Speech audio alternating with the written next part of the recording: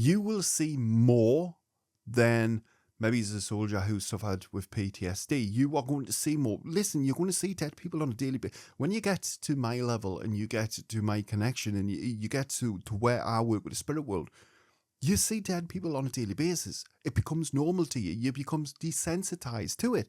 And whilst one could argue that, some people have endured difficulties within this life and tragedies within this life, and that means that they're going to be worse off than what you are. No, I'm sorry, I don't accept that. Just because you've seen things in the materialistic and you've lived them, believe me, when you are a medium, you are reliving those moments.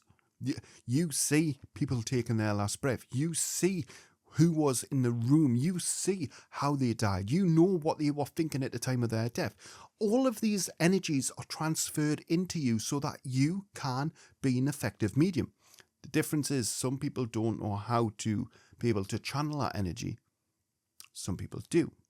That is the big difference. A lot of people just see mediumship as like a gimmick. They just see it as a little bit of a party trick. The problem is when it's done right, and when you channel the spirit world correctly, it's effectively, think of it like if you've ever seen a onesie, right? In the United Kingdom, we've got these onesies where you put them on, normally got like little fluffy bunny ears and all of these different things, and you zip them up at the front, and all you see is just a little face. If you think of a Teletubby, Spirit has seen a Teletubby. If you think of a Teletubby, you just see the little face, and then that's it. You don't see anything else. Well, this is what it's like for you. You still have your identity. You still have who you are.